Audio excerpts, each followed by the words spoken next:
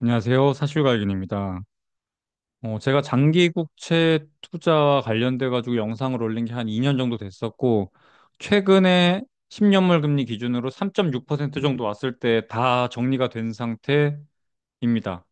근데 또 금요일에 나온 고용보고서 이후에 다시 4% 정도에 육박하는 장기 금리 상승이 나와서 장기 국채 투자와 관련된 공부를 다시 하고 있었어요. 어디로 어떻게 투자할지, 뭐 환해지는 할지 말지, 뭐 그런 거를 공부를 하면서 261과 관련된 공부도 당연히 했죠. 근데 제가 261을 공부를 하면서 보니까 저는 사실 한국 사람이 261 투자를 하는 게 이게 도대체 어떻게 시작이 됐는지도 너무 궁금하고 어, 너무 잘못된 투자가 아닌가라는 생각을 하게 됐어요. 그래서 제 생각을 오늘 쭉 개진을 할 텐데 이렇게 누군가한테 뭔가 이렇게, 그 투자 잘못됐어라고 얘기할 때는 사실, 저도 마음이 많이 불편하고, 그래서 준비도 훨씬 많이 해요. 그래서 제가 오늘 준비한 자료 뒤쪽에 좀 많이 있는데, 혹시라도 261 투자를 생각하고 있거나, 261 투자 중이신 분들 같은 경우에는 한번 꼭 끝까지 한번 들어보고, 뭔가 이렇게 의견을 나눠주셨으면 좋겠어요. 그래서 우선 261 투자는, 일단 원화를 엔화로 바꿔서 일본에 상장되어 있는 2621이라는 코드의 미국 장기채가 일본 거래소에 상장되어 있는 걸 매입하는 거라고 보시면 돼요. 왜 그렇게 하냐? 우선 엔화가 되게 일단 저평가 받고 있는 상황이기 때문에 엔화가 미래에 가치가 상승할 걸, 평가 절상될 거를 고려해서 그 환차익을 노리는 장점 하나. 두 번째는 뭐 미국 장기채 투자. 이건 뭐 제가 맨날 말하는 것처럼 저도 미국 장기채 투자는 되게 유망하다고 보기 때문에 이렇게 두 마리 토끼를 한 번에 잡는 방법으로 한국 사람이 엔화로 바꿔서 일본에 상장되어 있는 미국 장기채에 투자한다. 이런 아이디어였던 것 같아요. 네. 보시면 일단 뭐 이 261을 투자하기 위해서는 엔화를 매수하고 일본 거래소에 상장되어 있는 2621을 매입합니다. 그래서 이게 순환을 보면은 우리나라 돈으로 엔화로 바꿔서 엔화로 2621 미국 장기채인데 이게 엔 달러 해지가 되어 있는 상황이기 때문에 결국에는 일본 거래소에 상장되어 있는 일본 그러니까 엔화 자산이라고 보면 되는 거죠. 그 다음에 요거를 다시 결국엔 이제 뭐 매도 차익을 본 다음에 엔화로 다시 팔고 엔화를 결국에는 다시 원화로 들고 오는 요런 투자 고리를 가지고 있다고 보시면 돼요. 제가 이걸 왜 이렇게 적었냐 하면 2621이 엔화 자산이어서 그래요. 제가 여러분이 막 TLT 사거나 TLT 사나 뭐 한국에 상장되어 있는 에이스 뭐 미국채 30년물 사나 그런 느낌이 아니라 이거는 엔화 투자란 말이에요. 결국에는 우리가 엔화 가치가 상승이 된 다음에 원화로 돌아오는 요 고리가 굉장히 중요해요. 제가 그냥 마지막이 달러 자산이었으니까 TLT였어. 그러면은 달러 상태로 보유하는 것도 괜찮잖아요, 사실.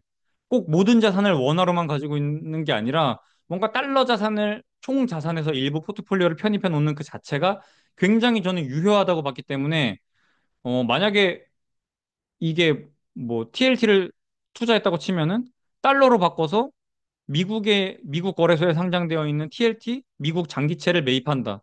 그다음에 거기서 발생된 매도 차익을 달러 달러 그 상태로 보유하는 것 자체가 어느 정도 의미를 가져요.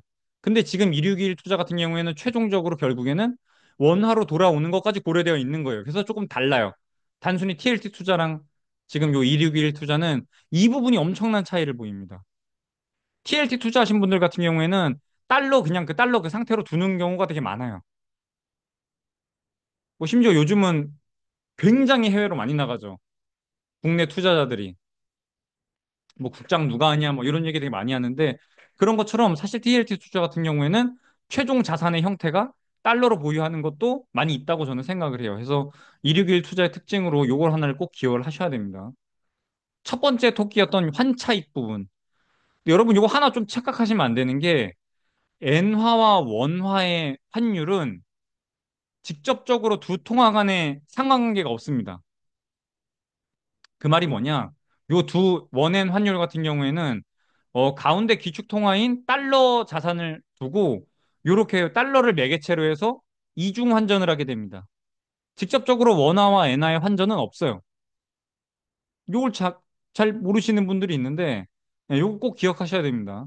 우리나라는 이 달러와의 원 달러 환율, 그 다음에 엔 달러 환율, 요 두 개의 곱으로 결국엔 엔 원 환율이 결정되게 됩니다. 그래서 제가 요거 10월 5일에 마지막 뜬 거 캡처해서 들고 온 거예요. 지금 원 달러 환율이 1346원, 그 다음에 엔 달러 환율이 148엔, 그 다음에 이렇게 되어 있어요. 그래서 결국에 최종적으로 원 1엔에 몇 원인지를 구하려면 이렇게 두 가지를 나눠줘야 되고, 그럼 이제 9.05n이 나오는데, 보시면 여기 나와 있죠, 위에. 9.05. 똑같죠? 그러니까 원엔 환율은 원 달러, 엔 달러 두 개의 곱으로 결정이 된다는 거예요. 이게 굉장히 중요한 포인트입니다. 왜냐하면 저희 앞에서 말씀드린 것처럼 결국에는 이 엔화를 가지고 다시 엔화를 원화로 돌아오기 위해서는 엔화를 원화로 돌아오기 위해서는 결국에는 달러를 중간에 한번 거치고 돌아와야 된다는 거예요. 우리가 최종적으로 환차익을 먹기 위해서 갔다고 하면 요 부분이 되게 중요하니까 요거 꼭 기억을 하셔야 돼요.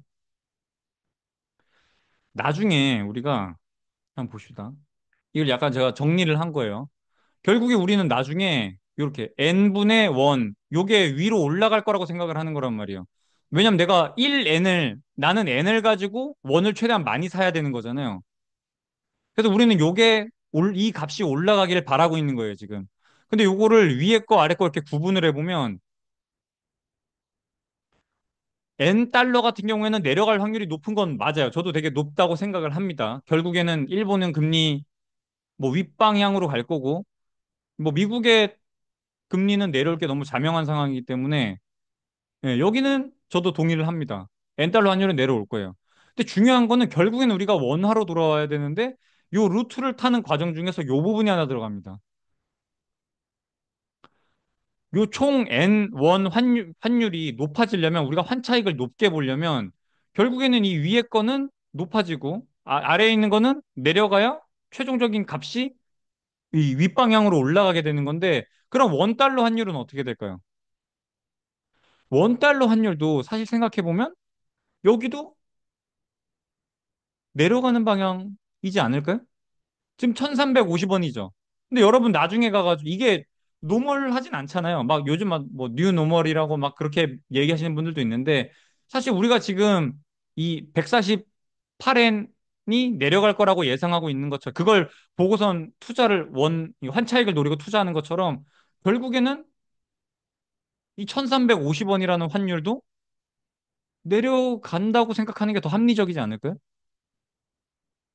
그러니까 이 두 개의 나누기로 결국에는 이 최종 우리의 환차익이 결정이 될 텐데 보시다시피 N달러 환율이 내려가긴 할 거예요. 근데 이 이중 환전을 해야 하기 때문에 결국에는 원달러 환율도 내려갈 거란 말이에요. 그래서 두 개의 환차익이 상쇄되는 부분이 나타날 수밖에 없습니다. 왜냐 지금은 둘 다 미국의 금리가 내려갈 걸 바라보고 있기 때문에. 그러니까 달러 인덱스 자체가 아랫 방향으로 움직일 거라는 거에 베팅을 하고 있는 상황이란 말이에요.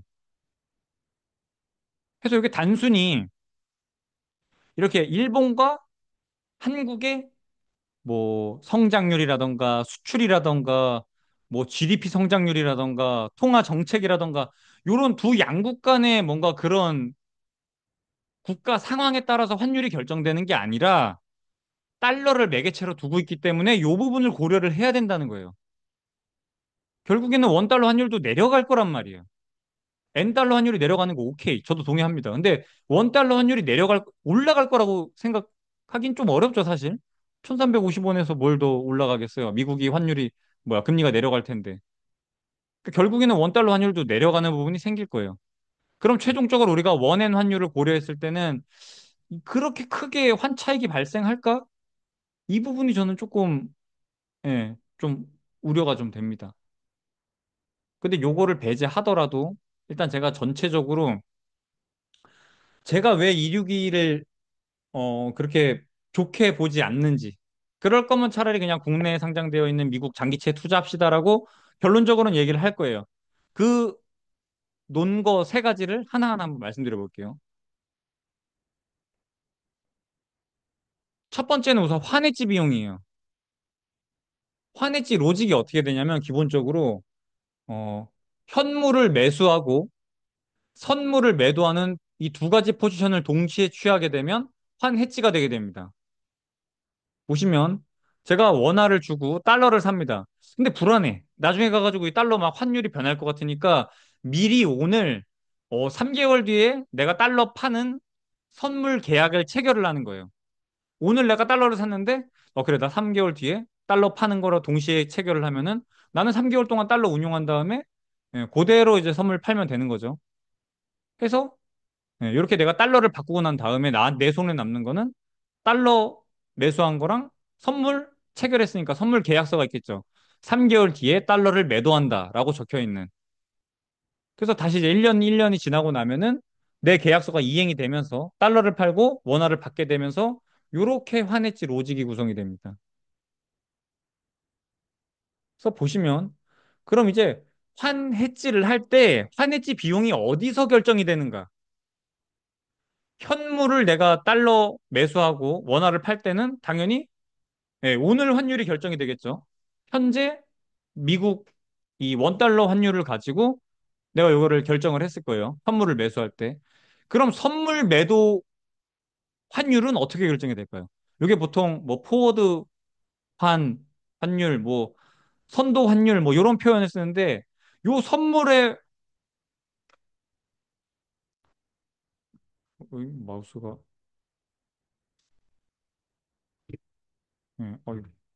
죄송합니다.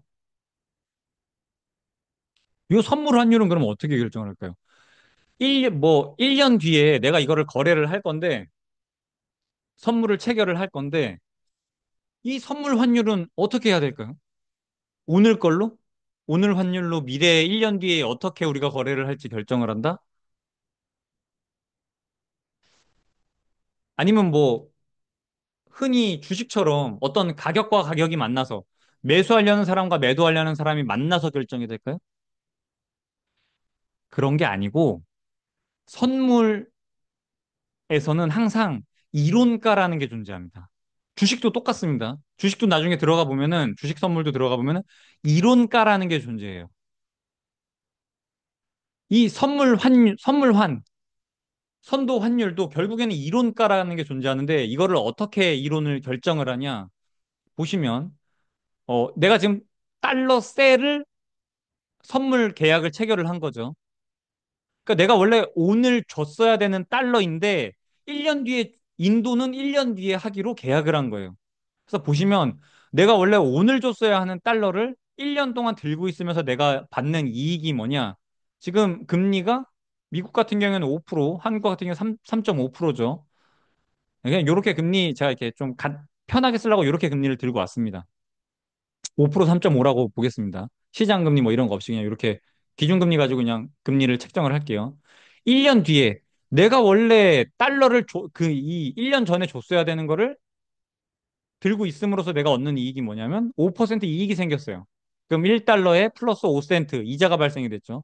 원화도 동일합니다. 나와 동일하게 선물 매도를 달러 셀을 했던 요 친구 상대방 입장에서는 원래 그날 1년 전에 원화를 줬어야 되는데 1년 동안 원화를 들고 있으면서 발생된 이자가 있겠죠. 3.5. 그게 1,300원에 3.5인 45.5원을 이자로 수령을 할 거예요. 이 친구도. 원래 이거 줬어야 된단 말이에요.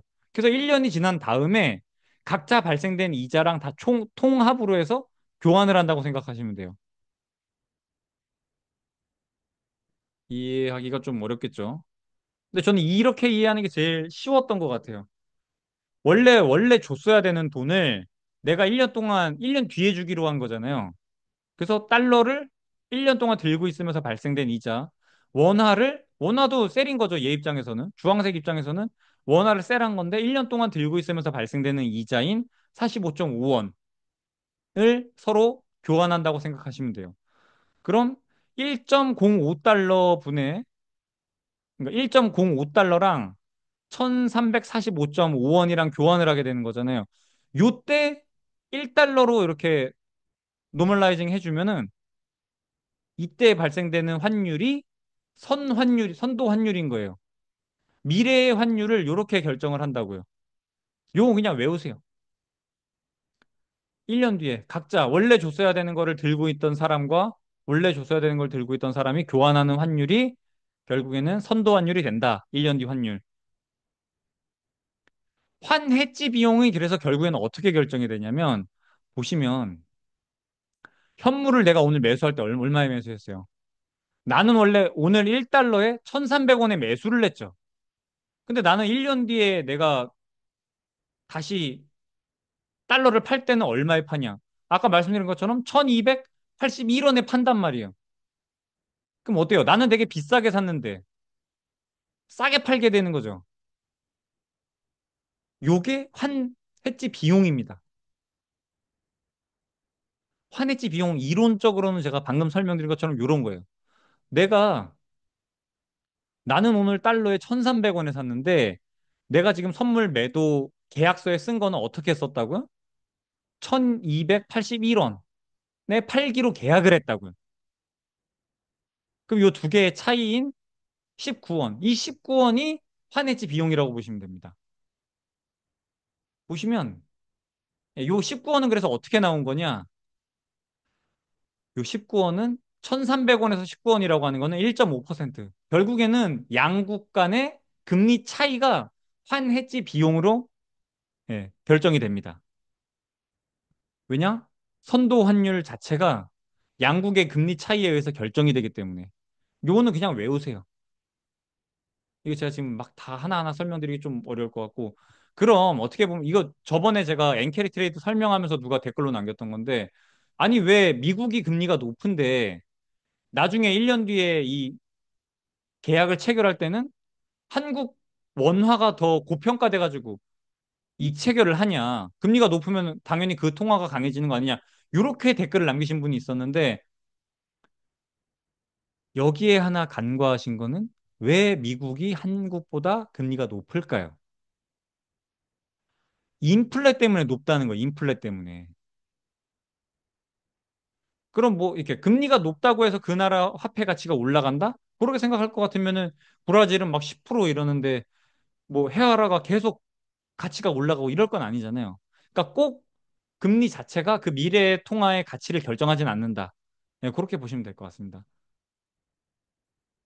네, 그래서 방금 말씀드린 것처럼 제가 환해지 비용은 지금 오늘 이게 주 그게 아니어서 막 이렇게 자세하게 다루고 그러진 않는데 진짜 궁금하시면은 엔캐리 트레이드 아무도 알려주지 않은 엔캐리 트레이드라는 영상이 있거든요. 네, 그거 보시면 될 것 같아요. 거기서 제가 환해지 비용 관련된 내용을 좀 상세히 다루니까 그거 보시면 될 것 같습니다. 그래서 아무튼 좀 외우면 되는 거는 이렇게 미래 선도 환율은 어떻게 결정이 되냐? 양국의 금리로 이렇게 결정이 된다. 한번 이거 직접 해보셔야 돼요. 직접 숫자로 써보셔야 요 한 해지 비용이 와닿을 거예요. 요 그 양국의 금리 차이가 결국에는 한 해지 비용을 결정을 한다. 자, 그럼 지금 261에서 결국에는 N달러 환 해지를 사용하고 있죠. 그럼 261에서 지금 들어가고 있는 환 해지 비용이 얼마인지를 알려면 보통 FX 수학 같은 경우에는 3개월 단위로 돌아갑니다. 물론 뭐 그냥 당사자끼리 만나가지고 뭐 1년으로 계약 체결합시다. 이렇게 할 수도 있어요. 근데 보통 환해지를 할 때 사용하는 그 FX 수학 같은 경우에는 3개월짜리를 많이 사용하기 때문에 3개월 금리가 얼마인지를 봐야 돼요. 일본이 얼마? 지금 0.038. 미국 3개월 금리가 얼마? 4.628. 그럼 결론적으로 얼마예요? 4.6%가 1년 동안 환해지 비용으로 들어간다는 거예요. N달러를 해지를 하기 위해서. 그럼 반대로 미국에 있는 사람이 일본에 투자하면서 환해지를 받으면 어떻게 될까요? 거꾸로 환해지 수익으로만 4.6% 잡힌다고 보시면 됩니다. 양국 간의 금리 차이기 때문에. 그래서 261은 사실 이 환해지 비용 자체가 1년 동안 발생된 환해지 비용이 어마어마합니다. 심지어 이건 최근에 9월에 금리 인하하면서 그나마 이렇게 좀 폭이 줄어든 건데 여러분 이게 23년 8월이 마지막 금리 인상이었죠. 23년 8월에 5.5%로 했으니까 여러분 최근에 9월 금리 인하 전까지, 그러니까 8월까지 2621은 1년 동안 5.5%의 환해지 비용을 지불하고 있던 거예요. 이게 말이 되나? 아니, 지금 국채 투자하고 있는데, 국채 투자에서 1%만 해도 얼마나 벌벌 떠는 건데, 환해지 비용만 가지고 지금 5.5%를 지불을 했다? 1년 동안? 저는 진짜 261 이거 누가 유행시켰는지 너무 궁금해요. 그 시작이 누구였는지. 이런 거 설명을 해 주셨을까요? 이 261의 환해지 비용을 어느 누구도 얘기를 해주질 않아요. 그리고 누가 막 댓글로 물어보니까 막 이렇게 설명을 하고 있어. 1년 동안 TLT 수익률이랑 261 수익률이랑 비교했더니 한 5% 정도 수익률 차이가 난다. 그걸로 봤을 때 환해지 비용이 5% 정도 들어간 것 같습니다. 이렇게 설명을 하는 거예요. 이거 완전 거꾸로 설명하고 있는 거잖아요. 이미 지나온 과거 이력을 가지고 환해지 비용이 그 정도 들어가면 이렇게 설명을 하고 있는 거예요. 정보 제공하는 유튜버라는 사람이. 완전 거꾸로 된 거죠. 심지어 앞으로 미국이 금리 인하를 하면서 환해지 비용은 줄어드는 방향으로 움직이고 있단 말이에요. 근데 1년 전 거를 가지고 지금 환해지 비용 얼마냐고 물어봤더니 그렇게 대답을 한다고? 야, 정말 저는 응? 여러분도 유튜브 할 수 있습니다. 경제 유튜버 뭐 이런 거 할 수 있어요. 예, 참 기가 찹니다. 제가 그거 보고 진짜 깜짝 놀랐어요. 아무튼 예, 앞으로 줄어들긴 할 텐데 이게 4.6%에서 줄어봤자 뭐 올해 한 50bp, 75bp 뭐 얼추 한다고 해서 60bp 내려간다 그래도 4%란 말이에요. 이거 엄청난 비용입니다, 진짜. 그럼 국내는 국채 같은 경우에는 3개월짜리가 없어요. 이거 예, 우리나라 같은 경우에는. 그래서 보통 사용하는 게 CD 금리를 사용하거든요. CD 3개월물 가지고. 그러니까 요거는 제가 지금 합성을 해 놓은 거예요. CD 금리 이 5년짜리 이렇게 쭉 잘라온 거랑 그다음에 미국의 3개월 금리 이렇게 합성을 해 놓은 겁니다. 보시면 요 금리 차가 결국에는 환해지 비용이에요. 보면은 1%, 1% 정도 이렇게 쭉 유지되다가 여기 와가지고는 우리는 3.5였고 미국이 5.5였으니까 한 2% 정도 요 갭이 있었다고 보시면 됩니다. 근데 보면은 최근에 와서 굉장히 좁혀졌죠, 이게. 그래서 지금 미국 금리가 4.6이고 우리나라 CD 금리 3개월물이 3.6 정도니까 한 1% 정도. 굉장히 좁혀졌죠. 그래서 분기당 한 0.25, 25bp 정도씩 환해지 비용이 들어가는 거니까 충분히 해볼 만하죠. 지금은. 그래서 요거를 항상 고려를 하셔야 돼요. 환해지 비용을. 그래서 원 달러 환해지 비용 같은 경우에는 지금 한 1% 정도라고 보시면 될 것 같습니다. 그래서 이게 한국에 상장되어 있는 이 에이스 미국 30년 국채 액티브 같은 경우에는 이 환해지 들어간 거는 보시면 요 포함되어 있는 종목들 제가 이거 그 홈페이지 들어가지고 긁어온 건데 보시면 FX 스왑 이렇게 들어가 있죠. 달러 매도, FX 스왑, 달러 매도 이렇게 다 잡혀 있어요. 이게 이제 환해지에 사용이 되는 거고 환 노출에 들어가 있는 포트폴리오에 보면은 이게 없어요. 단순히 그냥 채권만 담겨 있고 아이시어 요거 20년물 요거 담겨 있고 그래서 요 차이라고 보시면 됩니다. 환해지에 들어가는 포트폴리오에 들어가는 게 요 FX 스왑인데 그 금리가 어떻게 그러니까 비용이 어떻게 결정이 되냐? 여기로 결정이 됩니다. 요 차이로. 그래서 제가 요거 약관도 들어가가지고 제가 뜯어봤는데 보니까 이거는 그때그때 바뀌는 거여서 표시하지 않는다. 이렇게 돼 있어요. 비용을 여기 뭐 맞는 말이긴 한데 그러다 보니까 여러분들이 환해지 비용이 얼마나 들어가는지를 정말 전혀 추정을 할 수가 없죠. 이렇게 로직을 알지 못하면. 그래서 아무튼 첫 번째 이유, 261이 좀 조금 부정적으로 생각하는 이유. 환해지 비용이 어마어마하다. 두 번째, 엔화의 과도한 평가절하가 저는 일정 부분 해소가 되었다고 보고 있어요, 지금. 다시 말씀드릴게요. 뭔가 엔화의 지금 뭔가 펀더멘탈 대비해서 과도하게 평가절하되었던 부분이 있어요. 아시다시피 뭐 8월 5일에 거의 이 엔화에 대한 숏 포지션이 다 청산이 됐잖아요. 그 말은 그 8월 5일까지 어마어마한 숏 포지션이 들고 갔다는 거예요. 근데 제가 이거는 엔캐리 트레이드에서도 몇 번이나 말씀드렸던 건데 보시면 달러 인덱스랑 엔 달러가 거의 동행해서 움직이게 되는데 보면은 20년도 요때는 이 엔 달러 대비해서는 굉장히 고평가가 되어 있었고 23년 이후에는 갑자기 이 엔 달러 환율이 더 치솟아서 올라가죠. 이 달러 인덱스 대비해서. 그러니까 요때는 되게 저평가됐다. 이렇게 볼 수 있는데 이 이유가 뭐냐? 그 중에 하나가 요 엔 달러 쇼 포지션과 굉장히 연관이 있다는 거예요. 이게 똑같이 5년 긁어온 거예요. 여기는 롱 포지션을 잡고 있죠. 그 다음에 20년도 후반부터 쇼 포지션이 쌓이기 시작해서 23년도, 24년도 와가지고는 굉장히 급격하게 이 쇼 포지션이 늘어난다고요. 갖다 놓고 보면은 여기 고평가 받을 때는 롱 포지션이 잡혀 있고 이 선물 계약입니다. 요거는 보시면 쇼 포지션이 어마어마하게 잡힐 때는 평가 절하가 어마어마하게 되면서 160엔까지 최근에 올라갔다 온 거죠. 이게 왜 이렇게 되냐? 제가 N달러 쇼 포지션, 헤지펀드가 엔화에 대한 공격을 어떻게 하는지 그 로직을 제가 설명드린 적이 있는데 보시면 헤지펀드가 자, 미국채를 담보로 일본은행에 담보를 잡히고 엔화를 대출받습니다. 그 엔화를 대출받아서 엔화를 다시 일본 외환 시장에다가 매도치고 달러를 매수합니다.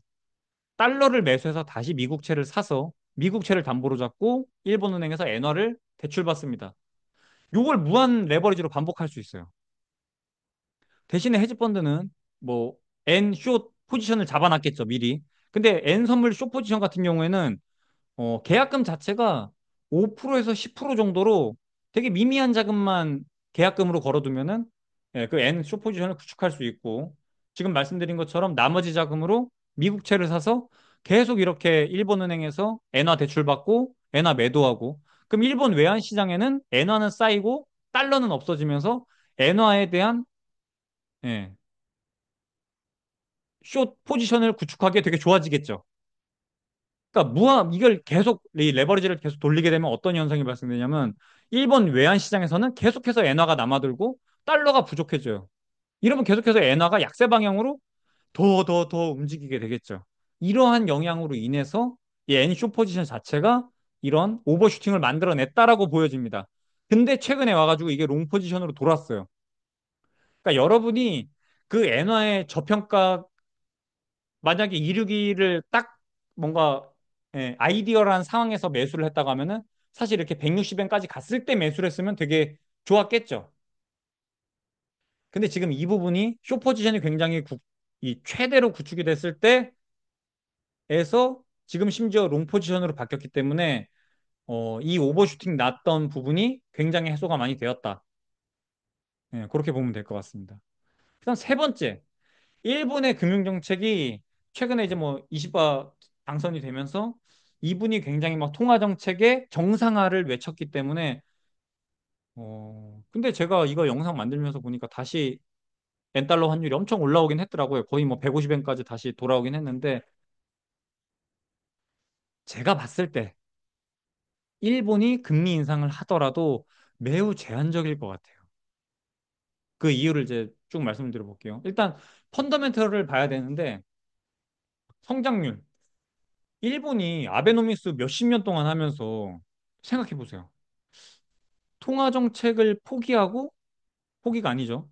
성장률을 살리기 위해서 통화를 거의 뭐 포기하다시피 해서 무한정 찍어내서 아베노믹스를 펼쳤고 결국에는 성장률을 이제 겨우겨우 막 살려냈는데 최근에 이 잠정 GDP 발표된 거 보면은 또 부러졌죠. 0.7인가로 발표됐는데. 그러니까 성장률이 다시 아베노믹스 겨우 해가지고 숨 붙여놨는데 이제 와가지고 다시 금리 인상해가지고 죽인다? 이거 진짜 쉽지 않다. 경상수지 같은 경우에도 이 연간으로 놓고 2000년 이후에 이 한국은행에서 들고 온 건데 보시면 계속 하락하고 있어요. 경상수지가. 이 부분도 사실 엄청 부담이 될 거예요. 뻔히 성장률 죽어가고 있는 거 보이는데 이제 와가지고 금리 인상해가지고 더 두들겨 팬다? 이거 진짜 쉽지 않습니다. 일본 그 기업들이 10엔당 4%에서 5% 정도의 이익이 사라진다고 합니다. 근데 지금 여기서 엔화를 강세로 만들어가지고 지금 150엔에 있는 거를 한 130엔까지 내린다? 그럼 앉은 자리에서 일본 기업들의 수익이 한 8%에서 10% 정도 삭감이 되는 건데 이거 진짜 쉽지 않다고 보여집니다. 그다음 또 일본 정부의 부채가 보시면 일본 정부가 발행한 국채를 일본은 또 되게 특이하게 뭐 당연히 금리가 엄청 낮으니까 자국 내에서만 다 소비를 하게 돼요. BOJ가 48%, 보험 연기금 24%, 그다음에 은행이 뭐 13%, 해외에서 보유하고 있는 게 한 10% 정도 돼요. 보시면 해외 7%, 기타 3%에서 해외 보유 자산이 한 10% 정도. 그러니까 일본 정부가 빚을 진 게 10%만 해외고 나머지가 다 내국. 그리고 GDP 대비 국가 부채를 봤을 때 일본이 혼자 독보적으로 252%. 정말 말도 안 될 정도의 국가 부채를 현재 보유하고 있습니다. 근데 여기에 진짜 중요한 게 이자 부담이 지금 요 60년대까지 갈 것도 없고, 예, 지금 90년대부터 시작해서 20%가 넘어가 있는 상황인데, 지금 20년도가 22%, 최근에 24년도에 발표된 자료 보면은 25% 정도가 단순히 이자 지급에만 쓰이고 있습니다. 일본의 예산 정부가. 그러니까 예산 구성 자체가. 이자 부담이 어마어마한데 여기서 지금 10년물이 한 1% 정도 되죠. 1%에 있는 거를 막 2%, 3% 올린다? 이거 어떻게, 이거 어떻게 감당하게? 쉽지 않아요. 그렇게 막 단순히 우리가 생각하는 것처럼 금리 막 1%, 2% 간다. 아, 이거 진짜 쉽지 않을 것 같습니다. 이거 부담을 할 수가 없어요. 이미 25%인데 여기서 뭘 더 부담해? 이걸 더블로 만든다? 그럼 30%, 40% 이자 부담으로만 쓴다? 네, 저는 그렇게 가기는 좀 어렵지 않을까 싶습니다. 그다음 또 하나. 지금 일본 국채를 일본 국내에 있는 금융사들끼리 나눠 가졌단 말이에요. 일본은행은 뭐 그렇게 중요해 보이진 않고 보험 연기금이 24%, 예금 취급 기간이 13%, 연금이 4%. 여기가 지금 일본 국채를 어마어마하게 보유하고 있습니다. 보시면 일본 장기물이 지금 0.8%죠. 이거 만약에 금리 인상 해가지고 한 2% 갔다고 쳐봅시다. 그럼 여기 있는 보험, 연기금, 예금 취급, 뭐 연금 이런 곳에서 보유하고 있는 현재 보유하고 있는 장기채, 일본 장기채가 어마어마한 평가손이 발생될 거예요. 상상도 안 될 정도로. 그럼 얘네가 왜 이렇게 일본 국채를 장기채를 많이 보유하고 있냐? 보시면 단기채 금리가 없어요. 0.3%. 이거 뭐 수수료 비용 다 떼고 나면 없어요. 수익이 없어요. 그러다 보니 어쩔 수 없이 만기 불일치라는 리스크를 테이킹해서 수익을 발생시킬 수밖에 없었던 거예요. 0.5%밖에 안 되지만 차이가. 그거라도 먹기 위해서 장기채를 편입을 했을 거고 그 장기채의 평가손이 어마어마하게 발생될 수밖에 없는 상황이다, 지금. 여기서 갑자기 국채 금리를 끌어올리기 시작하면은 여기 지금 들고 있는 금융기관들에서 평가손이 SVB 터졌던 것처럼 SVB도 결국에는 장기채 평가손이 문제가 되면서 터졌던 거죠. 동일합니다, 여기도. 그러니까 일본의 자국 내 금융기관들이 발생될 평가손을 고려하면은 이 금리 자체를 급격하게 끌어올리기가 쉽지가 않습니다. 저는 1%까지만 올려도 어마어마할 거라고 생각하고 있어요. 그래서 그러니까 다 종합을 해서 보면은 첫 번째 이유, 환해지 비용이 4.6%로 너무 높다. 두 번째, 금융정책으로 아무리 높게 올리려고 해도 1%?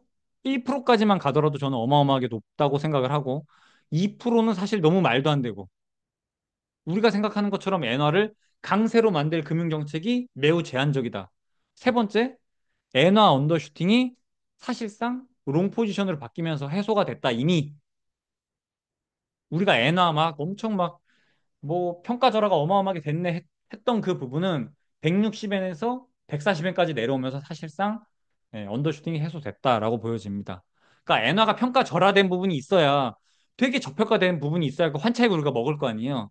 근데 그 부분이 사실상 해소가 된 것도 그렇게 메리트가 있어 보이진 않는다. 그래서 이게 261의 차트예요. 보시면 제가 올해 그러면 24년 1월부터 얼마나 수익이 났는가. 한국에 상장되어 있는 에이스 미국 30년 액티브 그리고 환 해지 걸린 겁니다. 요 H 제가 빼먹었는데. 둘의 수익률 차이를 비교를 해보면 어떨까 해서 보면은 우선 에이스 30년물 같은 경우에는 24년 시작가가 8,900원이었고 현재가 8,750원, 8,785원 해서 수익률은 마이너스 1.2%.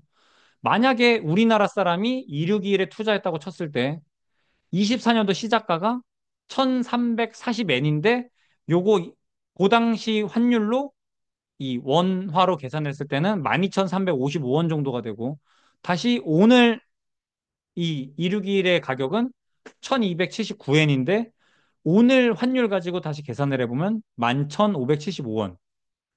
요 둘의 이 원화로 수익률 비교를 해보면 마이너스 6.3%입니다. YTD로 했을 때.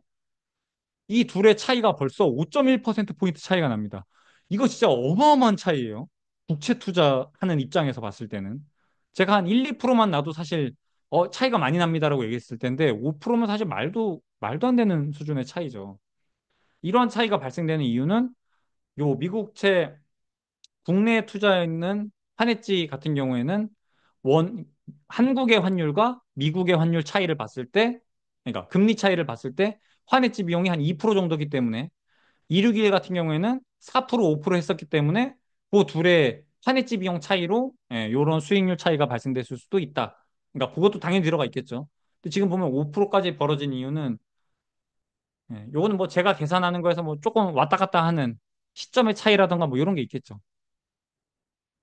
그래서 단순히 수익률 차이만 비교하더라도 이렇게 큰 차이가 나서 제가 봤을 때는 그냥 한국에 상장되어 있는 이 에이스 미국채 30년 환해지를 하는 게 좋을 것 같고 그다음 또 굳이 엔화에 대한 투자가 필요하다고 생각하시는 분 같은 경우에는 그냥 저기 토스 환전 가가지고 엔화 매수하세요. 어차피 환 차익은 뭐 세금도 떼지 않고 하니까 그냥 엔화 매수하시면 될 것 같습니다. 그러니까 포트폴리오에 두 개를 넣는 거예요. 엔화 매수, 그 다음에 에이스 미국채 30년 환해지. 요 두 개를 동시에 넣으세요. 차라리. 요 두 개를 동시에 해주는 게 2621이 절대 아니다. 이거 진짜 저는 이거 누가 만들었는지 모르겠어요. 이런 유행을 누가 만들어냈을 텐데 저도 처음에는 아이디어 좋네 했는데 이거 환해지 비용 생각하니까 갑자기 싸늘하더라고요, 이거. 저도 궁금합니다. 그래서 아무튼 제가 말씀드리고 싶은 거는 이러한 사유들로 그냥 에이스 30년 사시면 될 것 같다. 이렇게 그냥 결론 내릴 수 있을 것 같습니다. 그리고 앞에 말씀드렸던 것처럼 요것도 있죠, 요거. 환차익. 우리가 생각하는 것처럼 환차익이 그렇게 뭐 나지 않을 수 있어요. 왜냐? 요 달러를 매개체로 이중 환전을 해야 되기 때문에. 원 달러 환율도 결국엔 올라갈 거란 말이에요.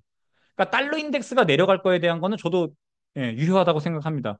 그러면은 미국에 상장되어 있는 FXY라고 이 엔화에 대한 투자가 있거든요. 미국에 상장되어 있는 거. 차라리 뭐 그런 식으로 하는 게 좋지 않을까 싶어요. 굳이 엔화로 바꿔서 일본 시장에 가서 미국채를 투자하면서 환해지를 건 다음에 다시 엔화를 원화로 들고 온다?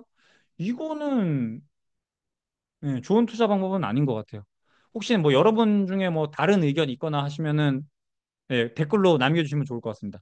근데 뭐 그런 거 있죠, 뭐. 나는 벌었는데 이거 있죠. 이거 우리 조카가 제가 그 소파에서 뛰지 마 이렇게 하면은 우리 조카가 그런 말 한단 말이에요.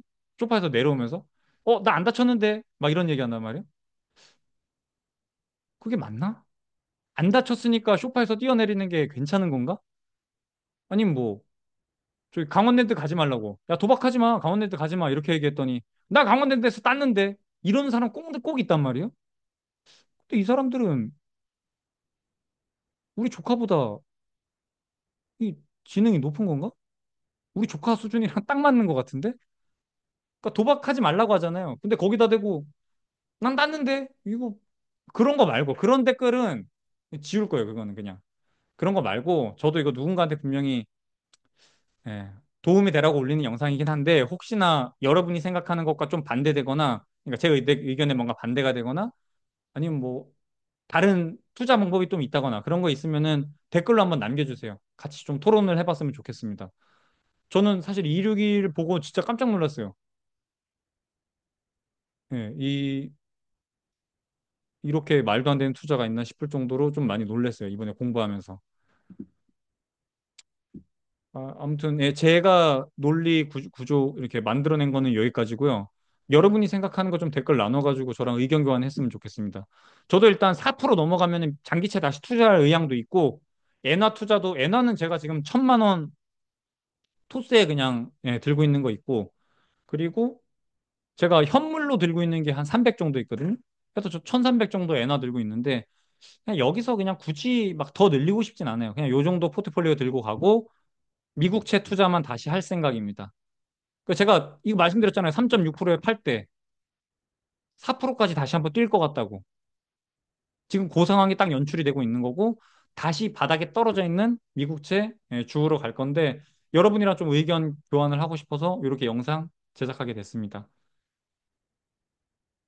그래서 의견 있으신 분들은 댓글 꼭 남겨주세요. 뭐 지우거나 이러지 않을 거예요. 저랑 의견 다르다고. 그렇게 몰상식하진 않아요. 저도 여러분들이 뭔가 얘기하는 거에 대해서 최대한 성실히 답변 달아드릴 테니까 꼭 의견 개진 부탁드립니다. 댓글 쓰고 이러는 거 어려운 거 알아요. 예, 어려운 거 알고 있어요. 저도. 근데 저도 최대한 이렇게 얼추 느낌이라도 알려주시면 제가 다시 조사해가지고 하는 한이 있더라도 여러분 의견 최대한 반영해가지고 다음 영상에서 한번 같이 의견 나눠봤으면 좋겠습니다. 그래서 오늘 영상은 여기까지 하겠습니다. 모두 수고하셨고, 한 주 시작, 활기차게. 이번 한 주도 잘 됐으면 좋겠습니다. 선고 투자하십시오. 빠잉!